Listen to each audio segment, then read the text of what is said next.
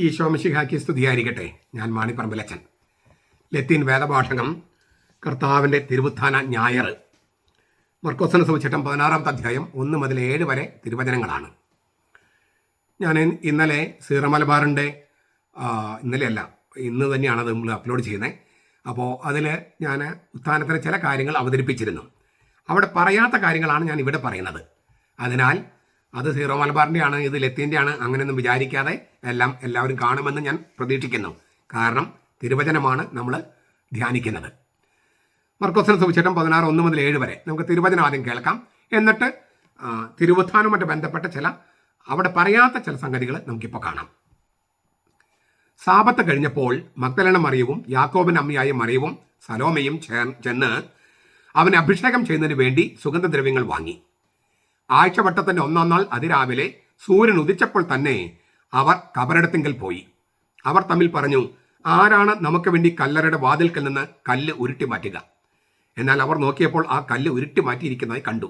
അത് വളരെ വലുതായിരുന്നു താനും. അവർ കബറിടത്തിനുള്ളിൽ കടന്നപ്പോൾ വെള്ള നിലയങ്കി ധരിച്ച ഒരു യുവാവ് വലത്തെ ഭാഗത്ത് ഇരിക്കുന്നത് കണ്ടു. അവർ പരിഭ്രമിച്ചു പോയി. അവൻ അവരോട് പറഞ്ഞു, പരിഭ്രമിക്കേണ്ട, ക്രൂശിക്കപ്പെട്ട നസ്രായനായ യേശുവിനെ നിങ്ങൾ അന്വേഷിക്കുന്നു. അവൻ ഉയർപ്പിക്കപ്പെട്ടിരിക്കുന്നു. അവൻ ഇവിടെ ഇല്ല. അവൻ വെച്ച സ്ഥലം നോക്കൂ. നിങ്ങൾ പോയി അവൻ്റെ ശിഷ്യന്മാരോടും പത്രോസിനോടും പറയുക, അവൻ നിങ്ങൾക്ക് മുമ്പേ ഗലീലയിലേക്ക് പോകുന്നു. അവൻ നിങ്ങളോട് പറഞ്ഞതുപോലെ അവിടെ വെച്ച് നിങ്ങൾ അവനെ കാണും. ഇതിൽ ഈ കല്ലിനെക്കുറിച്ചും കല്ലുരുട്ടി മാറ്റുന്നതിനെ കുറിച്ചൊക്കെ ഞാൻ ഈ മുമ്പത്തെ പ്രസംഗത്തിൽ പറഞ്ഞിട്ടുണ്ട്. അതുപോലെ തന്നെ ഈ ആഴ്ചയുടെ ആദ്യ ദിവസം എന്നതിനെക്കുറിച്ചൊക്കെ ഞാൻ വ്യാഖ്യാനം നൽകി കഴിഞ്ഞു, പല പ്രാവശ്യം നൽകി കഴിഞ്ഞു. ഇന്ന് വീണ്ടും നൽകിയിട്ടുണ്ടായിരുന്നു. അപ്പോൾ അതൊക്കെ നിങ്ങൾ വീണ്ടും കേൾക്കുക. എന്നിട്ട് ഈ നമ്മുടെ പണ്ഡിതന്മാരെന്ന് പറയുന്ന അവരുടെ വ്യാഖ്യാനം തെറ്റാണെങ്കിൽ അത് തള്ളിക്കളയാനുള്ള സത്യസന്ധത, ഹൃദയ തുറവി നിങ്ങൾ കാണിക്കുക. പണ്ഡിതന്മാരാണ് എന്നൊറ്റ കാരണം കൊണ്ട് അവർ പഠിപ്പിക്കുന്ന തെറ്റാണെങ്കിൽ ഞാൻ പഠിപ്പിച്ചാലും തെറ്റ് പഠിപ്പിച്ചാലും സ്വീകരിക്കരുത്. തിരുവചനത്തിനെതിരായിട്ട് പഠിപ്പിച്ചാൽ സ്വീകരിക്കരുത്. സഭയുടെ പ്രബോധനത്തിനെതിരായി പഠിപ്പിച്ചാൽ സ്വീകരിക്കരുത്. അവിടെ നിന്നും പറയാത്തൊരു കാര്യം മർക്കോസ് ഇവിടെ പറയുന്നുണ്ട്. അതായത് യുവാവ് എന്ന വാക്കാണ് ഉപയോഗിക്കുന്നത്. യുവാവ്, കല്ലറെങ്കിലിരുന്ന യുവാവ്. കർത്താവിൻ്റെ മാലാഖ എന്നാണ് മത്തായി അതിന് വ്യാഖ്യാനിച്ചത്. നമുക്കറിയുന്ന കർത്താവിൻ്റെ മാലാഖയാണ്. എങ്കിലും മാലാഖ എന്നതിന് ഉപയോഗിക്കുന്ന അങ്കേലോസ് എന്ന ഗ്രീക്ക് വാക്ക് ഉപയോഗിക്കാതെ മർക്കോസ് ഉപയോഗിച്ചത് ബാല്യക്കാരൻ എന്ന അർത്ഥമുള്ള നയാനിസ്കോസ് എന്ന വാക്കാണ്. നയാനിസ്കോസ്, യുവാവ്, ബാല്യക്കാരൻ എന്നൊക്കെയാണ് അതിൻ്റെ അർത്ഥം. അപ്പോൾ ഈ മാലാഖയാണെങ്കിലും മാലാഖയെ യുവാവായി അവതരിപ്പിച്ചതിന് അതിന് ദൈവശാസ്ത്രമുണ്ട്. ഈ മാലാഖ യുവാവിനെ പോലെ പ്രത്യക്ഷപ്പെട്ടു. അവനെ യുവാവെന്ന് വിളിക്കുന്നു. കർത്താവിൻ്റെ മാലാഖയാണ്, പക്ഷെ യുവാവാണ്. യുവാവിനെ മാലാഖയായിട്ട് കാണാം, മാലാഖ യുവാവായിട്ട് കാണാം. യുവാവ് എന്ന വാക്ക് ഉപയോഗിച്ചപ്പോൾ അതിലൂടെ ചരിത്രം അവതരിപ്പിക്കാൻ മാത്രമല്ലല്ലോ ഉദ്ദേശിക്കുന്നത്. ചരിത്രം എഴുതാൻ വേണ്ടിയിട്ട് ചരിത്ര പുസ്തകങ്ങളല്ല ബൈബിളിലൊന്നും. ചരിത്രത്തിലുണ്ടായ സംഗതികളെ അടിസ്ഥാനപ്പെടുത്തി അവർ ദൈവത്തെക്കുറിച്ചും നമ്മെക്കുറിച്ചും പ്രപഞ്ചത്തെക്കുറിച്ചും ചില കാര്യങ്ങൾ പറയുകയാണ്, സന്ദേശം നൽകുകയാണ്. നമ്മുടെ രക്ഷയ്ക്ക് ഉപകരിക്കുന്ന കാര്യങ്ങൾ മാത്രം. ഞാൻ ഒന്നുകൂടി പറയാം, ചരിത്രമല്ല ബൈബിളിൽ എഴുതി വച്ചിരിക്കുന്നത്. ചരിത്രത്തിൽ സംഭവിച്ച സംഭവങ്ങളുടെ അടിസ്ഥാനത്തിൽ ദൈവത്തെക്കുറിച്ചും നമ്മെക്കുറിച്ചും പ്രപഞ്ചത്തെക്കുറിച്ചും നമ്മുടെ രക്ഷയെക്കുറിച്ചും ചില സന്ദേശങ്ങൾ നൽകുകയാണ്. മാത്രമല്ല ആ സന്ദേശത്തിലേക്ക്, ആ യാഥാർത്ഥ്യത്തിലേക്ക് നമ്മെ കൂട്ടിക്കൊണ്ടു പോവുകയാണ്. അപ്പോൾ ചരിത്രത്തിൽ സംഭവിച്ചത് അവിടെ ഇരുന്നത് ചിലപ്പോൾ യുവാവായിരിക്കാം, മാലാഖിയായിരിക്കാം. അവര് ഈ ചെന്ന ആൾക്കാർ കണ്ടു. ചിലർ യുവാവായിട്ട് കണ്ടത്, ചിലർ മാലാഖിയായിട്ട് കണ്ടു. കാരണം ഇതൊരു ഒരു വെളിപാടാണത്. അപ്പോൾ യുവാവ് പോലെ കണ്ടവർക്ക് യുവാവിന്റെ ദൈവശാസ്ത്രമാണ് വെളിപ്പെട്ടത്. മാലാഖിയായിട്ട് കണ്ടവർക്ക് മാലാഖിയുടെ ദൈവശാസ്ത്രമാണ്. കണ്ടത് ഒരേ ആളെയാണെങ്കിലും അനുഭവങ്ങൾ വേറെയാണല്ലോ.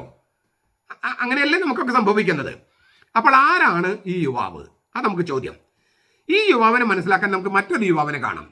മർക്കോസിനെ സംബന്ധിച്ചിട്ട് 14-ാമത്തെ അധ്യായം 51-52 വാക്യങ്ങളിൽ കർത്താവിനെ അറസ്റ്റ് ചെയ്യുന്ന രംഗമാണ്. അപ്പോൾ അവിടെ നഗ്നനായ ഒരു യുവാവ്, അവന് പിടികൂടി. അവനൊരു പുതപ്പ് മാത്രമേ ശരീരത്തിൽ ഇട്ടേണ്ടായിരുന്നുള്ളൂ. അവന് പിടികൂടിയപ്പോൾ അവൻ പുതപ്പ് ഉപേക്ഷിച്ച് നഗ്നനായി ഓടിപ്പോയി എന്ന് മർക്കോസ് എഴുതിയിട്ടുണ്ട്. ഇവിടെ ഈ യുവാവിനെ, അതായത് കല്ലറയിൽ, യേശുവിന്റെ കല്ലറയിൽ ഉത്ഥാനം വിളംബരം ചെയ്യുന്ന യുവാവിനെ വർണ്ണിക്കുമ്പോൾ എന്താ പറയുന്നത്? അവൻ ഇരിക്കുകയായിരുന്നു, കിടക്കുകയല്ല, ഇരിക്കുകയാണ്. ജീവന്റെ ലക്ഷണമാണ് ഇരിക്കല്. മരിച്ചാൽ കടന്നുപോയി. പിന്നെ വെള്ളവസ്ത്രം ധരിച്ചിരിക്കുന്നു. വെള്ളവസ്ത്രം ഉത്ഥാനത്തിൻ്റെ ഒരു അനുഭവമാണത്. വെള്ളവസ്ത്രം ധരിച്ച് സ്വർഗത്തിലെ ആളുകൾ കുഞ്ഞാടിന്റെ രക്തത്തിൽ അലക്കി വെളുപ്പിച്ച നമ്മൾ കഴിഞ്ഞ പെസഹ വ്യാഴാഴ്ച ധ്യാനത്തിൽ അത് ചിന്തിച്ചത്. പിന്നെ വെളിപാട് പുസ്തകത്തിലെ 6-ാമത്തെ അധ്യായത്തിൽ 5-ാമത്തെ മുദ്ര പതിച്ചവർക്ക് അല്ലേ എപ്പോഴാണ് ഞങ്ങളുടെ ശത്രുക്കളോട് പ്രതികാരം ചെയ്തെന്ന് ചോദിച്ചപ്പോൾ വെള്ളവസ്ത്രം കൊടുക്കുന്നു. അതായത് തേജസ്സിന്റെ ഒരു അവസ്ഥയിലേക്ക് കൊണ്ടുപോകുന്നു. വെള്ളവസ്ത്രം, തേജസ്സിന്റെ വസ്ത്രം. പിന്നെ വലത്ത് വശത്ത് പിതാവിന്റെ വലത്ത് വശത്തിരിക്കുന്ന പുത്രനെ പോലെ. അപ്പൊ യേശുവിന്റെ സ്ഥലമാണ് വലത്ത് വശം. യേശുവിന്റെ വസ്ത്രമാണ് വെള്ളവസ്ത്രം. യേശുവിന്റെ ഉത്ഥാനത്തിന്റെ പ്രതീകമാണ് ഈ യുവാവിന്റെ ഇരിപ്പ്. അപ്പോൾ പെട്ടെന്ന് നോക്കുമ്പോൾ ഇത് യേശു ആണോ എന്ന് തോന്നിപ്പോകാം. പക്ഷെ യേശു അല്ല. കാരണം ഈ യുവാവ് എന്താ പറയുന്നത്? അവൻ, യേശു ഇവിടെ ഇല്ല, അരുളി ചെയ്ത പോലെ ഉയർപ്പിക്കപ്പെട്ടിരിക്കുന്നു, അവൻ നിങ്ങൾക്ക് മുമ്പേ ഗലീലയ്ക്ക് പോകുന്നു. അപ്പോൾ ഈ നഗ്നനായ ഒരു യുവാവ് അറസ്റ്റിന്റെ സമയത്ത്, ശുഭ്രവസ്ത്രധാരിയായ യുവാവ് ഉത്ഥാനത്തിന്റെ സമയത്ത്, രണ്ട് യുവാക്കള്. ഈ നമുക്ക് ഒരാൾ കൂടി യുവാവ് എന്ന പേരില്ലെങ്കിലും വസ്ത്രം ധരിക്കുകയും വസ്ത്രമില്ലാതിരിക്കുകയും വസ്ത്രം ധരിക്കുകയും ചെയ്തൊരു യുവാവിനെ കുറിച്ച് മർക്കോസ് തന്നെ പറയുന്നുണ്ട് 5-ാമത്തെ അധ്യായത്തില് 2, 5, 15 വാക്യങ്ങൾ നോക്കുക. ലഗിയോൻ. ആ ലഗിയോൻ എന്ന് പറയുന്ന പിശാച് ബാധിതൻ ആദ്യം നഗ്നനായിരുന്നു, പിന്നെ അവൻ കല്ലറയിലായിരുന്നു, ഓളിയിടുകയും ഒക്കെ. പിന്നീട് അവന് വസ്ത്രം ധരിച്ചവനായിട്ട് കണ്ടു. ആദ്യം നഗ്നനായിരുന്നു, കല്ലറയിലായിരുന്നു, പിന്നെ അവൻ വസ്ത്രം ധരിച്ചു. യുവാവൻ നമുക്ക് അവിടെ ഉപയോഗിച്ചിട്ടില്ല. അതായത് യേശു ക്രിസ്തു അവനെ സുഖപ്പെടുത്തി കഴിഞ്ഞപ്പോൾ അവൻ നഗ്നത മാറ്റി വസ്ത്രമെടുത്ത് ഇരുന്ന്, പിന്നെ കർത്താവ് എന്താ അവനോട് പറഞ്ഞത്? ഞാൻ നിന്റെ കൂടെ വരട്ടെന്ന് ചോദിച്ചപ്പോൾ കർത്താവ് പറഞ്ഞു, വേണ്ട, നീ നിന്റെ ആളുകളുടെ അടുത്ത് പോയി കർത്താവ് നിന്നോട് ചെയ്ത കാര്യങ്ങൾ പറയുക. അപ്പോൾ കർത്താവിൽ നിന്ന് കൃപ ലഭിച്ച ഒരാള് നഗ്നത മാറി ശുഭ്രവസ്ത്രം ധരിച്ച് കർത്താവിന്റെ കല്ലറയിലിരുന്ന് സുവിശേഷം പ്രഘോഷിക്കണം. അതായി അതിന് പോയിന്റ്. ഞാൻ ഒന്നുകൂടി പറയാം. ഈ നഗ്നനായ യുവാവ്, ശുഭ്രവസ്ത്രധാരിയായ യുവാവ്, ആ രണ്ട് യുവാക്കളെ തിരിച്ചറിയാൻ മറ്റൊരു സൂചനയാണ് മർക്കോസ് 5-ാമത്തെ അധ്യായം 2, 5, 15 വാക്യങ്ങൾ. വസ്ത്രമില്ലാതെ ഇരുന്ന യുവാവ്, ഒരു പിശാച് ബാധിതൻ, കർത്താവിൽ നിന്ന് കൃപ ലഭിച്ചു കഴിഞ്ഞപ്പോൾ സൗഖ്യം പ്രാപിച്ച് അവൻ ശാന്തനായി ഇരുന്ന് നിന്റെ ആളുകളോട് സുവിശേഷം പ്രഘോഷിക്കാൻ എന്ന് പറഞ്ഞ കർത്താവിന്റെ വാക്കുകൾ കേൾക്കുകയാണ്. അപ്പോൾ ഇവിടെ യുവാവിന്റെ അർത്ഥം നമുക്ക് മനസ്സിലാകുകയാണ്. നമുക്കൊന്നുകൂടി ഒരു സ്റ്റെപ്പ് കൂടി കടന്നാൽ നമ്മളിലേക്കുള്ള ഉത്തരം കിട്ടും. എന്താണ്? ഈ മർക്കോസിന്റെ സുവിശേഷം ഈസ്റ്റർ വിജിൽ, ദുഃഖശനിയാഴ്ച രാത്രി നാടകമായിട്ട് അവതരിപ്പിച്ചിരുന്നു. ഇപ്പം നമ്മളിപ്പം ഇന്നലെയൊക്കെ പല പള്ളികളിലും നാടകമായിട്ടൊക്കെ അവതരിപ്പിച്ചല്ലോ, കുരിശിന്റെ വഴിയൊക്കെ. ഇത് മർക്കോസിന്റെ സുവിശേഷം എഴുതപ്പെടുന്നതിന് മുൻപ് അതൊരു നാടക രൂപത്തിൽ അഭിനയിച്ചിരുന്നു. 2.5 മണിക്കൂർ. നിങ്ങൾ ഒറ്റ ഇരിപ്പിലിരുന്നിട്ട് മർക്കോസിന്റെ സുവിശേഷം വായിക്കുകയാണെങ്കിൽ 2.5 മണിക്കൂർ മതി. 2.5 മണിക്കൂറായിരുന്നു പണ്ട് ഒരു നാടകത്തിന്റെ ലെങ്ത്. അപ്പോൾ ആ നാടകമായിട്ട് അഭിനയിച്ചിരുന്നു ഈസ്റ്റർ വിജിലില്, അതായത് ദുഃഖശനിയാഴ്ച രാത്രി. ആ വിജിലിന്റെ സമാപനത്തിൽ ഈ മാമോദിസ സ്വീകരിക്കാനാണ് നിയോഫൈറ്റ് എന്ന് പറയും, അവരെയൊക്കെ മാമോദിസ സ്വീകരിക്കാൻ കൊണ്ടുപോകും. മാമോദിസ സ്വീകരിക്കാൻ കൊണ്ടുപോകുമ്പോൾ അവരെ നഗ്നരാക്കും. എന്നിട്ടാണ് സ്നാനം സ്വീകരിക്കുന്നത്. സ്നാനം സ്വീകരിച്ചു കഴിഞ്ഞ് ഒരു വെള്ളവസ്ത്രം ധരിപ്പിക്കും. യേശുവിനെ ധരിപ്പിക്കുന്നതിന് പ്രതീകമാണ്. നിങ്ങൾ കത്തോലിക്ക പള്ളിയിലെ മാമോദിസയ്ക്ക് പോകുമ്പോൾ കണ്ടിട്ടില്ലേ? അവനെ വെള്ളം കൊണ്ട് കുളിപ്പിച്ച് കഴിഞ്ഞ് വെള്ളവസ്ത്രം ധരിപ്പിക്കും. കർത്താവിനെ ധരിപ്പിക്കുകയാണ്, കർത്താവിനെ കൊണ്ട് പൊതിയാണ്, കർത്താവിൻ്റെ ആത്മാവിനെ കൊണ്ട് പൊതിയാണ്. അപ്പോൾ അതാണ് ഇവിടെ കാണുന്നത്. ഈ മാമോദിസ സ്വീകരിക്കാൻ പോകുന്നതിന് മുൻപ് നഗ്നനും മാമോദിസ സ്വീകരിച്ചു കഴിഞ്ഞ് ശുഭ്രവസ്ത്രധാരിയുമാണ്. അപ്പൊ ഈ യുവാവ് ആരെയാണ് പ്രതിനിധാനം ചെയ്യുന്നത്? മാമോദിസ സ്വീകരിച്ച് കർത്താവിലേക്ക് ഒട്ടിച്ചേർക്കപ്പെട്ട ഓരോ ക്രിസ്ത്യാനിയുമാണ് ഈ യുവാവ് പ്രതിനിധാനം ചെയ്യുന്നത്. അവരെന്താണ് ചെയ്യേണ്ടത്? കർത്താവ് തങ്ങളോട് എത്രമാത്രം കരുണ കാണിച്ചുവെന്ന് കർത്താവിന്റെ കല്ലറയിലിരുന്ന് പ്രഘോഷിക്കണം. സീറോ സഭയിലെ കുർബാനയുടെ സമാപനത്തിൽ പറയുന്നത് എന്താണ്? വിശുദ്ധീകരണത്തിന് ബലിപീഠമേ സ്വസ്തി, ഞങ്ങളുടെ കർത്താവിന്റെ കബറിടമേ സ്വസ്തി. കബറിടം. ആ കബറിടത്തിലിരുന്ന് അവന്റെ വചനം പ്രഘോഷിക്കുമ്പോൾ ആ വചനത്തിന് ജീവൻ വയ്ക്കുന്ന നിമിഷത്തെയാണ് കൂദാശ് എന്ന് പറയണേ. ക്രിസ്തുവിന്റെ വചനത്തിന്, ക്രിസ്തുവിന്റെ നാമത്തില് ക്രിസ്തുവിന്റെ പുരോഹിതൻ ഉച്ചരിക്കുമ്പോൾ ക്രിസ്തുവിന്റെ വചനത്തിന് ജീവൻ വയ്ക്കുകയാണ്. അതാണ് കൂദാശ. അതാണ് ഈ യുവാവിന്റെ യുവാവിൻ്റെ യുവാവ് എന്ന വാക്കിലൂടെ മർക്കോസ് നമ്മളോട് ആവശ്യപ്പെടുന്നത്. ഈ യുവാവ് എന്താ പറഞ്ഞത്? അവൻ നിങ്ങൾക്ക് മുമ്പേ പോകുന്നു. നമ്മൾ ഈ സുവിശേഷം, മർക്കോസ് സുവിശേഷം ആരംഭിക്കുമ്പോൾ ഗലീലയിലാണ്. മർക്കോസ് 1:14-15 ദൈവത്തിൻ്റെ സുവിശേഷം പ്രസംഗിച്ചുകൊണ്ട് യേശു ഗലീലയിൽ വന്നപ്പോൾ അങ്ങനെയാണ് തുടങ്ങിയത്. അപ്പോൾ തൊട്ട് നമ്മൾ കർത്താവിൻ്റെ കൂടെ ഗലീലയിൽ നിന്ന് യെരൂശലേമിൽ യാത്ര ചെയ്യുകയായിരുന്നു. അങ്ങനെയാണ് കർത്താവിൻ്റെ കൂടെ ഇങ്ങനെ അനുയാത്ര ചെയ്തുകൊണ്ട് വായിക്കണം, സുവിശേഷം വായിക്കണമെന്നാണ്. ഇപ്പൊ പറയാണ്, നിങ്ങൾ ആദ്യം യേശുവിനെ കണ്ട സ്ഥലത്തേക്ക് പോകുക, ഗലീലയിലേക്ക് പോകുക. അങ്ങനെ പോകുമ്പോൾ എന്താ സംഭവിക്കുക? അങ്ങനെ പോകുമ്പോൾ പല സംഗതികളും സംഭവിക്കും. അതിന് പറയാൻ വേണ്ടിയിട്ട് മർക്കോസ് ഉപയോഗിച്ച വാക്കെന്ന് അറിയോ? അവൻ നിങ്ങൾക്ക് മുൻപേ പോകുന്നു. മുൻപേ, പ്രോ ആഗോ എന്നാണ് ഗ്രീക്ക് വാക്ക്. പ്രോ ആഗോ എന്ന് പറഞ്ഞാൽ അതൊരു അജപാലന രംഗത്തു നിന്നുള്ള വാക്കാണ്. ആടുകൾക്ക് മുൻപേ പോകുന്ന ഇടയനെ സൂചിപ്പിക്കാനാണ് പ്രോ ആഗോ എന്ന് പറയുക. ആടുകൾക്ക് മുൻപേ ഇടയൻ പോകുന്നു, ഇടയൻ മുൻപേ പോകുന്നു, ആ അജഗണങ്ങൾ പിന്നാലെ പോകുന്നു. ഈ അങ്ങനെ കർത്താവ് പോകാൻ ഒരു കാരണമുണ്ട്. മർക്കോസ് 14:27 പറയുന്നുണ്ട്, ഞാൻ ഇടയനെ അടിക്കും, ആടുകൾ ചിതറിക്കപ്പെടും. കർത്താവിൻ്റെ പീഡാനുഭവത്തിന്റെ സമയത്ത് അവൻ്റെ അജഗണങ്ങൾ ചിതറിക്കപ്പെട്ടു. ഇപ്പോൾ ഉത്ഥാനം കഴിഞ്ഞ് ഈ ചിതറിക്കപ്പെട്ട ആടുകളെയൊക്കെ ശേഖരിക്കാനായിട്ട് അവൻ മുമ്പേ പോകുന്നു. നിങ്ങൾ അവനെ കാണുക. അവൻ എന്ത് ചെയ്യും? അവൻ ഇടയനില്ലാത്ത ആടുകളെ പോലെ കണ്ടപ്പോൾ 2 കാര്യങ്ങളാണ് ചെയ്തത്. മർക്കോസ് 6:34 അവൻ അവർക്ക് വചനം കൊടുത്തു, പിന്നെ അപ്പം കൊടുത്തു. അപ്പം മുറിച്ചു കൊടുത്തു, വചനം കൊടുത്തു. അവിടെ അപ്പം മുറിച്ചു കൊടുത്തത് കുർബാന അല്ല, പക്ഷേ ആ കുർബാന എന്ന അപ്പം മുറിക്കലേക്ക് സൂചന നൽകുന്നതാണ് വചനവും കുർബാനയും. വചനവും കുർബാനയുമാണ് ഈ ഇടയൻ അജഗണങ്ങൾക്ക് കൊടുക്കുന്നത്. അവൻ്റെ വചനം കൊടുക്കുന്നു, അവനെ തന്നെ കൊടുക്കുന്നു. ഇതാണ് കർത്താവ് മുമ്പേ പോകുന്നത്. എന്തിനാ? ചിതറിക്കപ്പെട്ട നമ്മളെ ആടുകളെ ഒന്നിച്ചു കൂട്ടാനും നമുക്ക് അവൻ്റെ വചനവും അവനെ തന്നെയും നൽകാനും വേണ്ടിയാണ്. ഇതിനേക്കാളും വലിയൊരു കാര്യം ചെയ്യാനുണ്ടോ? അപ്പോൾ നമ്മൾ എന്ത് ചെയ്യും? അവൻ്റെ വചനം കിട്ടിയ അവനെ തന്നെ കിട്ടിയ അവൻ എവിടെയാണോ മരിച്ചത് ആ കബറിടത്തിലിരുന്ന് ഈ യുവാവ് പറഞ്ഞതുപോലെ പറയും, അവൻ ഇവിടെ ഇല്ല, അവൻ നിങ്ങൾക്ക് മുൻപേ പോകുന്നു.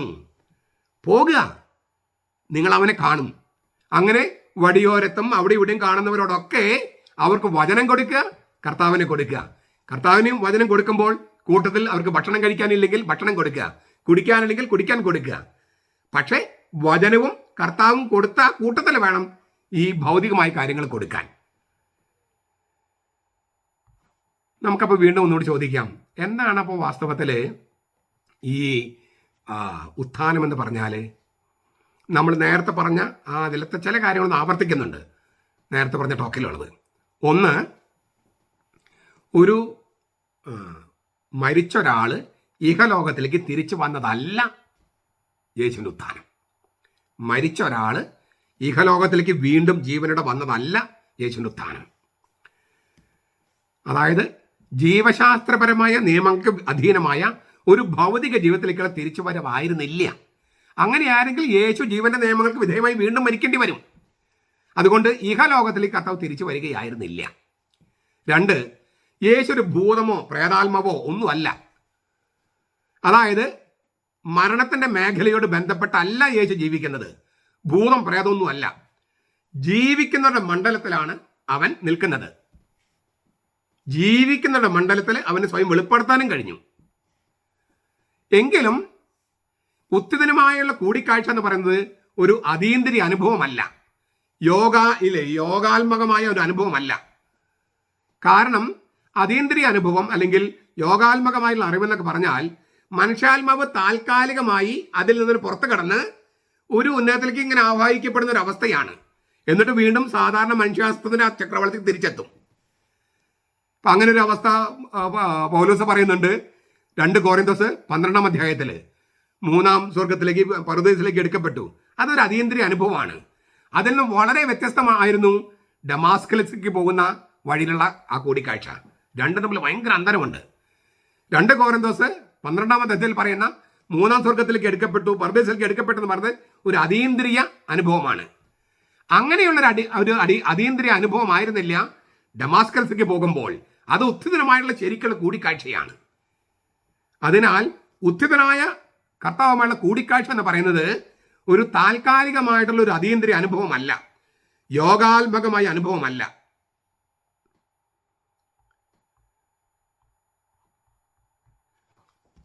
അങ്ങേ ലോകത്ത് നിന്ന്, സ്വർഗത്തിൽ നിന്ന് എൻ്റെ അടുത്തേക്ക് വരുന്ന ആ ആളുമായിട്ടുള്ള കൂടിക്കാഴ്ച, അതാണ് ഈ ഉത്ഥാനത്തിൽ സംഭവിക്കുന്നത്. അതീന്ദ്രിയ അനുഭവം അതല്ല. ഈ വിശുദ്ധ ഗ്രന്ഥത്തിലെ തെളിവുകൾ അടിസ്ഥാനത്തിൽ നമുക്ക് പറയാൻ പറ്റുന്ന ചില സംഗതികൾ നോക്കുക. ഒന്ന്, ചരിത്രത്തിന്റെ ചക്രവാളങ്ങളെല്ലാം പൊട്ടിപ്പിളർത്തി അതിനെല്ലാം ഉല്ലംഘിച്ച് ചരിത്രത്തിന് അതീതമായി പോയ, എന്നാൽ ചരിത്രത്തിനുള്ളിൽ സംഭവിച്ച ഒന്നാണ് ഉത്ഥാനം. ചരിത്രത്തിന്റെ ചക്രവാളങ്ങളൊക്കെ പൊട്ടിപ്പിളർത്തി അതിന് ഉല്ലംഘിച്ച് ചരിത്രത്തിന് അതീതമായി പോയി. ഞാൻ മുമ്പ് പറഞ്ഞല്ലോ, ഈ ജീവശാസ്ത്രപരമായി ജീവൻ അതീതമായ ജീവനിലേക്ക്, പുതിയ ജനസിലുള്ള ജീവനിലേക്ക് കർത്താവ് പോയി. പക്ഷെ അത് ചരിത്രത്തിനുള്ളിൽ വെച്ച് തന്നെ.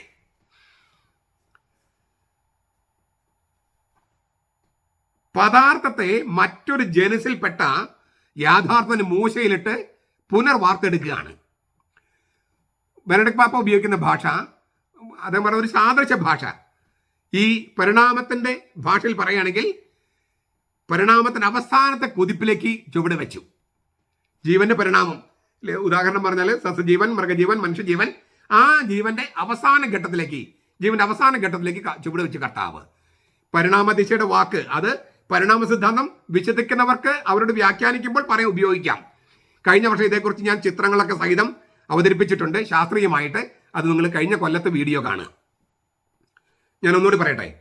പദാർത്ഥത്തെ മറ്റൊരു ജനസിൽപ്പെട്ട യാഥാർത്ഥ്യ മൂശയിലിട്ട് പുനർവാർത്തെടുത്ത് പുതിയ ജനസിലുള്ള ജീവനിലേക്ക് അതിനെ പ്രവചിപ്പിക്കുകയാണ്. യേശു എന്ന മനുഷ്യൻ അവന്റെ ശരീരത്തിന്റെ സാകല്യാവസ്ഥയിൽ തന്നെ, ശരീരം ഉപേക്ഷിക്കാതെ ആ ശരീരത്തെ രൂപാന്തരപ്പെടുത്തി ഇപ്പോൾ ദിവ്യവും നിത്യവുമായ മറ്റൊരു മേഖലയിലേക്ക് കടന്നുപോയി. ആ മേഖലയുടെ സ്വന്തമാണ് യേശു എന്ന മനുഷ്യൻ, ഈ ഭൂമിയിൽ ജീവിച്ച മനുഷ്യൻ. അവന്റെ ശരീരത്തിന് സാകല്യാവസ്ഥയിൽ തന്നെ, ആ ശരീരം കല്ലറയിൽ ഉപേക്ഷിച്ചില്ല, അതിനെ രൂപാന്തരപ്പെടുത്തി ഇപ്പോൾ ദിവ്യമായ നിത്യമായ മറ്റൊരു മേഖലയിലേക്ക് പ്രവേശിച്ചു. ആ ദൈവമേഖലയുടെ സ്വന്തമാണ്. ടേർട്ടുലിൻ ഇതിന് പറയുന്നത്, ഇപ്പോൾ മുതൽ ആത്മാവിനും രക്തത്തിനും ദൈവത്തിലൊരു സ്ഥാനമുണ്ട്. നമുക്ക് ആ വാക്കുകൾ നോക്കുക. ആത്മാവിനും രക്തത്തിനും ദൈവത്തിലൊരു സ്ഥാനമുണ്ട്. ആത്മാവിനും രക്തത്തിനും എന്ന് പറഞ്ഞാൽ നമ്മുടെ ശരീരത്തിന്റെ സാകല്യാവസ്ഥ. അത് യേശു അവന്റെ ശരീരം ഉപേക്ഷിക്കാതെ ആ ശരീരത്തെ രൂപാന്തരപ്പെടുത്തി പോയത് കൊണ്ട് നമ്മൾ തന്നെയാണ് ഉയർക്കുന്നത്. നമ്മുടെ ആത്മാവ് മാത്രമല്ല, നമ്മളാണ് ഉയർക്കുന്നത്. ശരീരത്തിന്റെ ഉയർപ്പെന്ന് പറഞ്ഞാൽ ആളുടെ ഉയർപ്പാണ്. ഈ ആത്മാവിന് വേണ്ടി പ്രാർത്ഥിക്കാന്ന് പറഞ്ഞാൽ, ബൈബിളിന്റെ ഭാഷയിൽ പറഞ്ഞാൽ ഈ ആൾക്ക് വേണ്ടി പ്രാർത്ഥിക്കാന്ന. അല്ലാതെ നമുക്ക് ശരീരമുണ്ട്, ആത്മാവുണ്ട്, ഈ ആത്മാവിന് വേണ്ടി പ്രാർത്ഥിച്ചാൽ മതി, ശരീരത്തിന് വേണ്ടി പ്രാർത്ഥിക്കേണ്ടതല്ല. അങ്ങനെയല്ല ബൈബിൾ ഉദ്ദേശിക്കുന്നത്. ബൈബിളില് ആത്മാവിന് വേണ്ടി പ്രാർത്ഥിക്കാന്ന് പറഞ്ഞാൽ ഈ ആൾക്ക് വേണ്ടി പ്രാർത്ഥിക്കാന്നാണ്. ശരീരത്തിന്റെ ഉയർപ്പെന്ന് പറഞ്ഞാൽ ആളുടെ ഉയർപ്പെന്നാണ്. കാരണം ബൈബിളില് ആത്മാവ് ശരീരം എന്നിങ്ങനെ രണ്ടായിട്ടല്ല, രണ്ടും കൂടി ചേർന്ന് ഒന്ന്. പൗലോസ് പറഞ്ഞത് മൂന്നാണ്. ആത്മാവ്, അരൂപി, ഞാൻ വേറെ വാക്ക് ഉപയോഗിക്കട്ടെ, ദേഹം, ദേഹി, ആത്മാവ്. ദേഹം, ദേഹി നമ്മുടെ ആത്മാവ്, പിന്നെ ആത്മാവിന്റെ ആത്മാവ് അത് അരൂപി. Body, soul and spirit. ദേഹം, ദേഹി, സ്പിരിറ്റ്. നമുക്ക് മലയാളത്തിൽ ഉപയോഗിക്കാൻ പറ്റിയ വാക്ക് മൂന്നെണ്ണം. ദേഹം, ദേഹി, ആത്മാവ് എന്നാണ്. ദേഹം, ബോഡി, ദേഹി നമ്മുടെ ആത്മാവ്, പിന്നെ സ്പിരിറ്റ്. ദേഹി ഞാൻ പറഞ്ഞു, അത് നമ്മുടെ ഉള്ളിൽ ആത്മാവ്. ആത്മാവിന്റെ ആത്മാവ് അതാണ് സ്പിരിറ്റ്. ഈ ആത്മാവിന്റെ ദാനങ്ങൾ 7 എന്ന് പറയുന്നത് ഈ സ്പിരിറ്റിന്റെയാണ്. മനസ്സിലാവുന്നുണ്ടോ? അതുകൊണ്ടാണ് അത് മുസ്ലിംസിനും ക്രിസ്ത്യാനികൾക്കും ഒക്കെ ഉണ്ട്. അതേക്കുറിച്ച് ഞാൻ ഒരു വലിയ വീഡിയോ ചെയ്തിട്ടുണ്ട്, അത് കാണുക. പരിശുദ്ധാത്മാവ് എന്ന ദാനവും പരിശുദ്ധാത്മാവിന്റെ 7 ദാനങ്ങളും പിന്നെ കരിസ്മാറ്റിക് ദാനങ്ങളും ഒക്കെ വ്യത്യാസമുണ്ട്. അതേക്കുറിച്ച് വളരെ വിശദമായിട്ട് ഞാൻ ധ്യാനിപ്പിച്ചിട്ടുണ്ട്, അത് നിങ്ങൾ കാണുക. പറഞ്ഞു വന്നത് ടേർട്ടുലിന്റെ ഭാഷയാണ്. ആത്മാവിനും രക്തത്തിനും ദൈവത്തിലൊരു സ്ഥാനമുണ്ട്. അതായത് നമ്മുടെ ശരീരത്തോടു കൂടി നമ്മൾ ഉയർക്കും. ആളുടെ ഉയർപ്പില വിശ്വസിക്കുന്നത്. ആത്മാവിനും രക്തത്തിനും എന്ന് പറഞ്ഞ് ഉദ്ദേശിക്കുന്നത് നമ്മൾ നമ്മുടെ സാകല്യാവസ്ഥയിൽ നമ്മുടെ ശരീരം നമ്മൾ ഉപേക്ഷിക്കുന്നില്ല. അപ്പം നിങ്ങൾ സ്വാഭാവികം ചോദിക്കും, ഈ ശരീരം നമ്മൾ ഇല്ലേ അടക്കി കഴിയുമ്പോൾ അഴിഞ്ഞു പോകില്ലേ, മണ്ണോട് മണ്ണാവില്ലേ, പിന്നെ എങ്ങനെ ഉയർപ്പിക്കുന്നു ചോദിച്ചാൽ ഞാൻ മുമ്പ് പറഞ്ഞിട്ടുണ്ടോയെന്ന് അറിഞ്ഞുകൂടാ. ഞാൻ ഉദാഹരണം പറയാം. ഇതേ ചോദ്യം സർ ഐസക് ന്യൂട്ടനോട് ചോദിച്ചു. അപ്പോൾ ഐസക് ന്യൂട്ടൻ പറഞ്ഞു, നിങ്ങളെ മുറ്റത്ത് പറ്റി കുറച്ച് മണ്ണ് എടുത്തുകൊണ്ട് വരാൻ പറഞ്ഞു. അങ്ങനെ അവരൊരു പാത്രത്തിൽ മണ്ണ് എടുത്തുകൊണ്ട് വന്നു. അപ്പോൾ അദ്ദേഹം പറഞ്ഞു, ആ മണ്ണിൽ നിന്ന് ഇരുമ്പ് കഷ്ണങ്ങളൊക്കെ ഒന്ന് വേർതിരിക്കാൻ പറഞ്ഞു. അവർ കുറച്ചൊക്കെ നോക്കി ഒരു 1-2 ചെറിയ കഷ്ണങ്ങളൊക്കെ കിട്ടി മാറ്റി വെച്ചു. അപ്പോൾ ന്യൂട്ടൻ എന്ത് ചെയ്തു, ഒരു കാന്തം എടുത്തിട്ട് ഈ മണ്ണിൻ്റെ മുകളിൽ പിടിച്ചു. അപ്പോൾ അതിനുള്ള എല്ലാ ഇരുമ്പ് കഷ്ണങ്ങളും ഈ കാന്തത്തിലേക്ക് ആകർഷിച്ചു. എന്നിട്ട് അദ്ദേഹം പറഞ്ഞു, കേവലം ദുർബലനായ മനുഷ്യനായ ഞാൻ ഒരു കാന്തം ഉപയോഗിച്ചിട്ട് ഈ മണ്ണിൽ നിന്ന് ഈ ഇരുമ്പ് കഷ്ണങ്ങളൊക്കെ വേർതിരിച്ചെങ്കിൽ സർവശക്തനായ ദൈവത്തിന് എൻ്റെ ശരീരം ഈ മണ്ണിൽ നിന്ന് വേർതിരിച്ച് എൻ്റെ ആത്മാവോട് കൂട്ടിയോജിപ്പിക്കാൻ കഴിയില്ലേ? ശാസ്ത്രീയമായിട്ട് അദ്ദേഹം പറയണേ. സർ ഐസക് ന്യൂട്ടൻ നിങ്ങൾക്ക് അറിയാലോ, ശാസ്ത്രജ്ഞനാണ്. അപ്പോൾ നല്ല വിവരമുള്ളവർക്ക് ഇങ്ങനത്തെ കാര്യങ്ങൾക്കൊന്നും സന്ദേഹമില്ല. ഈ കുറച്ച് വിവരമുണ്ട് എന്ന എല്ലാ വിവരം ഉണ്ടെന്ന് വിചാരിക്കുന്നവർക്കാണ് ഈ വക കാര്യങ്ങൾക്ക് നമുക്ക് അറിവില്ലാതെ വരുന്നത്. ചുരുക്കത്തിൽ നമുക്ക് ദൈവത്തിലൊരു സ്ഥാനമുണ്ട്. അമർത്യതയ്ക്കായിട്ട് വേണ്ടിയാണ് നമ്മൾ സൃഷ്ടിക്കപ്പെട്ടത്. പക്ഷെ ഇപ്പോൾ അതായത് യേശുവിന്റെ ഉത്ഥാനത്തോടു കൂടി മാത്രമാണ് അമരത്വമാർന്ന നമ്മുടെ ആത്മാവിനും നമ്മുടെ ശരീരത്തിനും അതിന് സ്വന്തമായ ഒരു ഇടം, സ്വന്തമായ ഒരു ശാരീരികത അത് കണ്ടെത്താൻ കഴിയുന്നത് യേശുവിന്റെ ഉത്ഥാനത്തോടു കൂടിയാണ്. വളരെ പ്രധാനപ്പെട്ട സംഗതി ഒന്നുകൂടെ ആവർത്തിക്കുക. അമർത്യതയ്ക്ക് വേണ്ടിയിട്ടാണ് നമ്മൾ സൃഷ്ടിക്കപ്പെട്ടത്.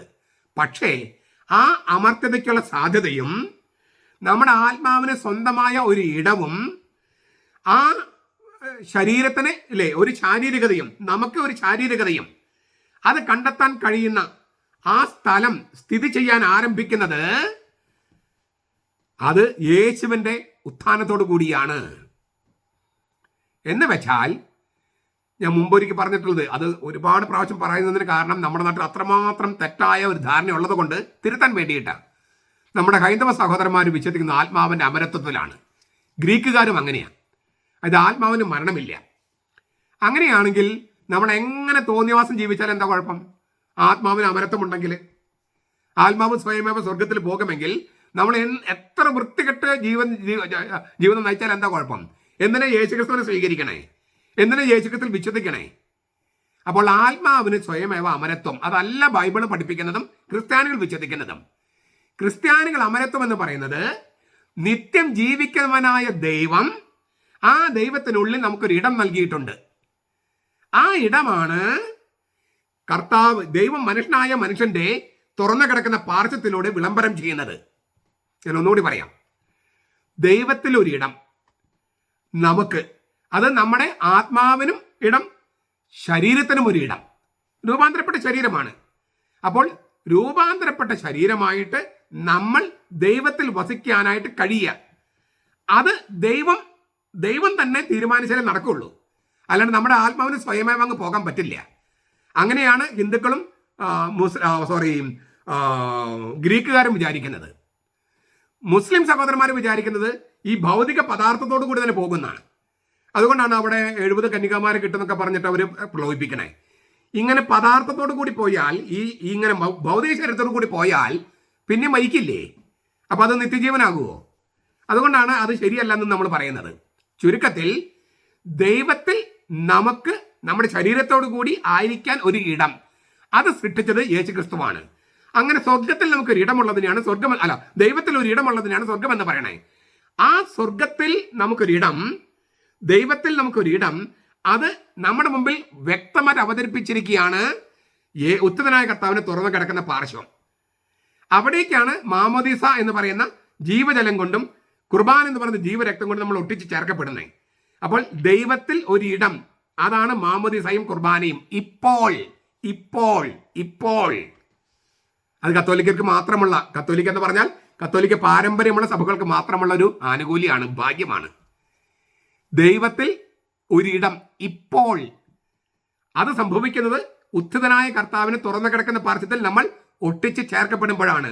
ജീവജലം എന്ന മാമോദീസ കൊണ്ടും ജീവരക്തം എന്ന കുർബാന കൊണ്ടും. ദൈവത്തിൽ ഒരിടം ഇപ്പോഴേ. അത് സാധ്യമാകുന്നത് ഉത്ഥാനം ചെയ്ത കർത്താവിനോട് ചേർന്നിരിക്കുന്നവർക്ക് മാത്രമാണ്. അതുകൊണ്ടാണ് യേശു ഏക രക്ഷകനാണ്, ഏക മധ്യസ്ഥനാണ് എന്നൊക്കെ നമ്മൾ പറയുന്നത്. ഏക രക്ഷകനാണ്, ഏക മധ്യസ്ഥൻ പറയുമ്പോഴേക്കും ആൾക്കാർ പറയും മറ്റു മധ്യസ്ഥന്മാരുടെ പ്രാർത്ഥന വേണ്ട. അതിന് വേറെ വചനമുണ്ട്. വിശുദ്ധരുടെ പ്രാർത്ഥനകൾ വേണമെന്ന് എത്ര പ്രാവശ്യം ബൈബിൾ പറഞ്ഞിരിക്കുന്നത്. ഏക മധ്യസ്ഥൻ മറ്റൊരു വിശുദ്ധനും പ്രാർത്ഥനകൾ നിരാകരിക്കുന്നില്ല. അത് സ്വേച്ഛാധിപതികളാണ് അങ്ങനെ ചെയ്യുക. യേശു സ്വേച്ഛാധിപതിയല്ല. മറ്റെല്ലാവരുടെ പ്രാർത്ഥനകളും അവൻ്റെ ഏക മാധ്യസ്ഥത്തിലേക്ക് ചേർത്ത് വയ്ക്കും. അങ്ങനെയാണ് സ്നേഹമുള്ളവർ ചെയ്യുക. സ്നേഹമില്ലാത്തവരാണ് മറ്റെല്ലാവരെയും നിരാകരിക്കുക. സ്നേഹമുള്ളവർ മറ്റെല്ലാവരെയും ഉൾച്ചേർക്കാണ് ചെയ്യുക.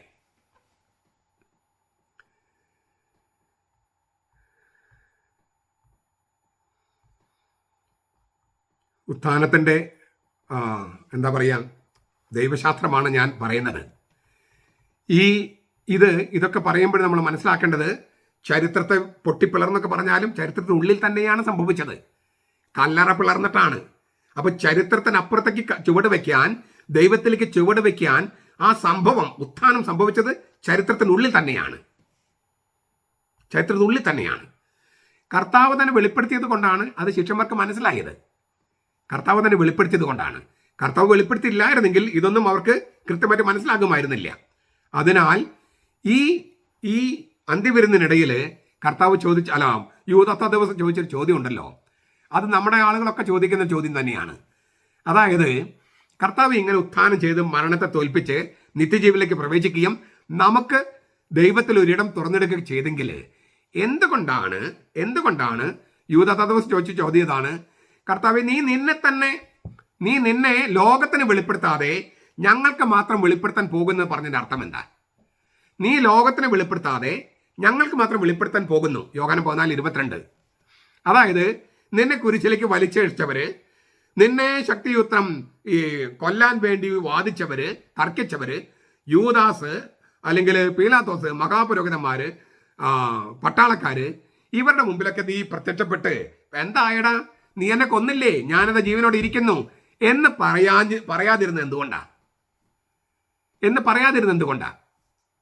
നിന്നെ കൊന്നവരുടെ മുമ്പിൽ നീ പ്രത്യക്ഷപ്പെട്ട് ഞാൻ ജയിച്ചിരിക്കുന്നു, നിങ്ങൾ എന്നെ കൊന്നെങ്കിൽ ഞാൻ ജീവിച്ചിരിക്കുന്നു എന്ന് പറയാത്തത് എന്തുകൊണ്ട്?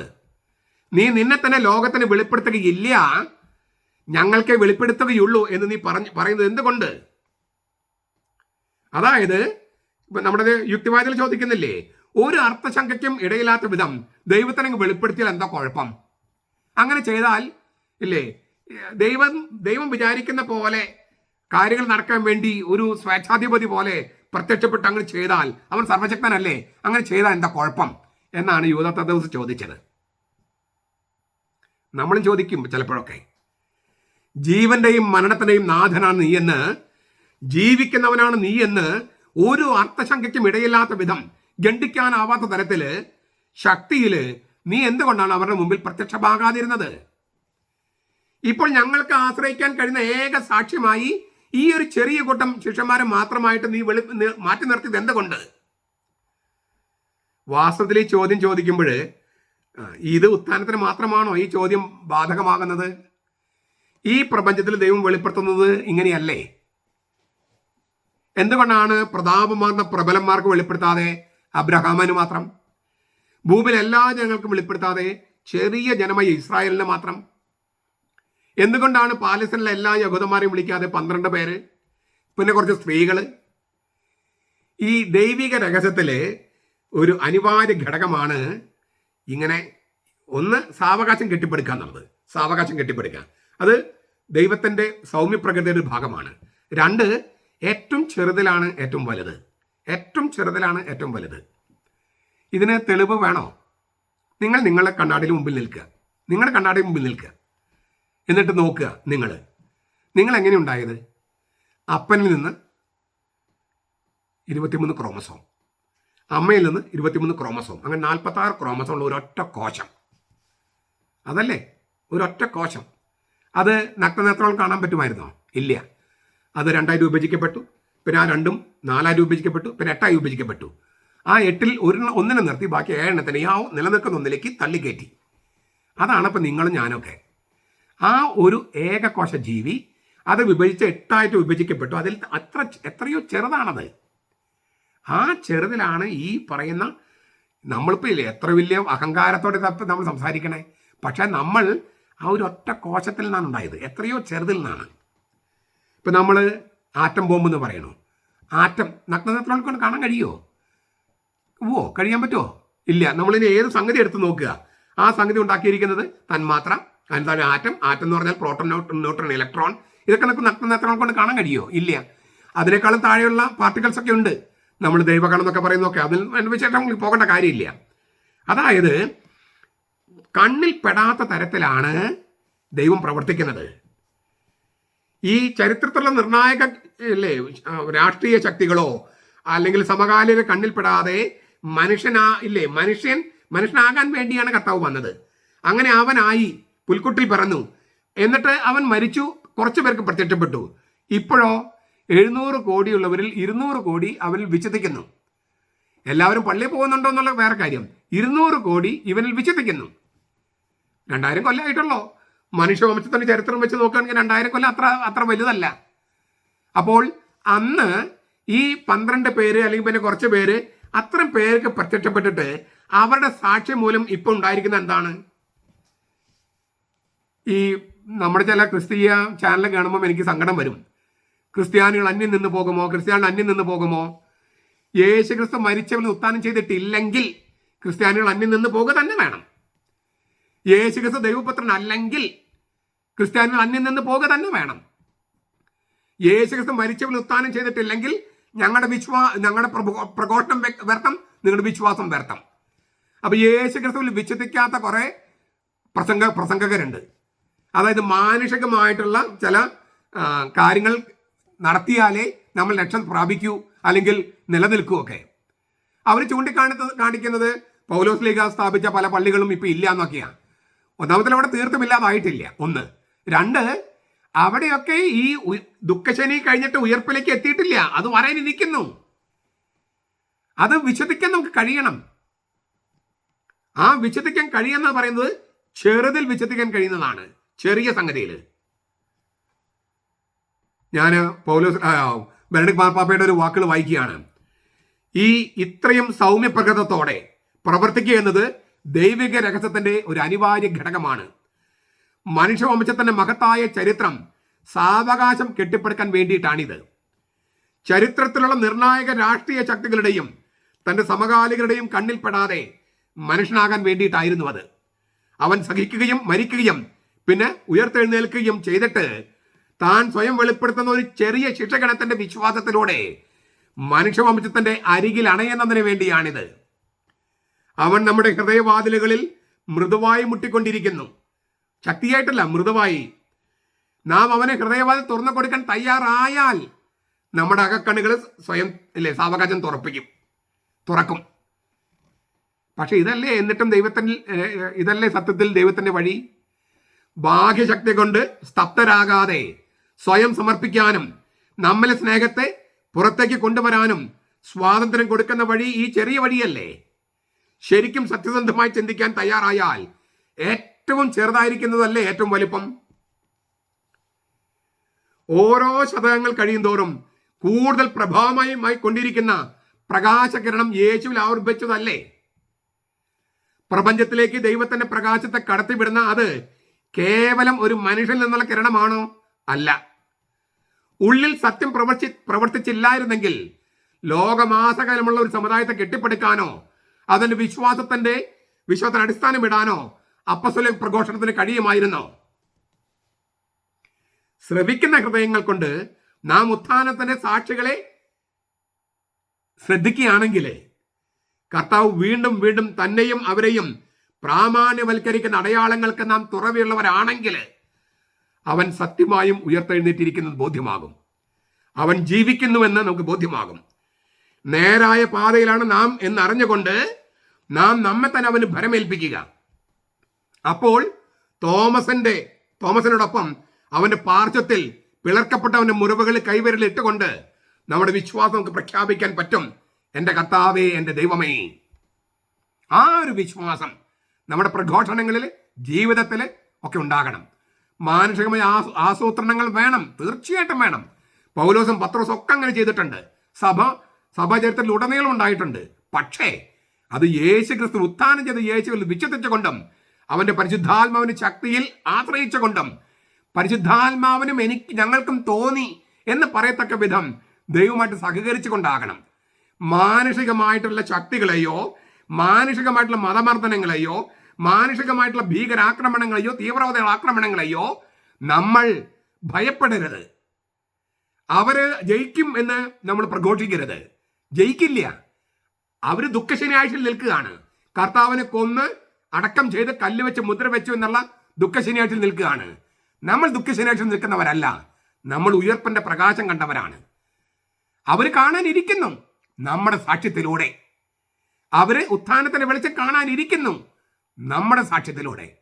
ആ യുവാവ് അതാണ് പറഞ്ഞത്, പോകുക, പത്രോസിനോടും മറ്റുള്ളവരും പറയുക, യേശു നമുക്ക് മുമ്പേ ഗലീലയിലേക്ക് പോകുന്നു.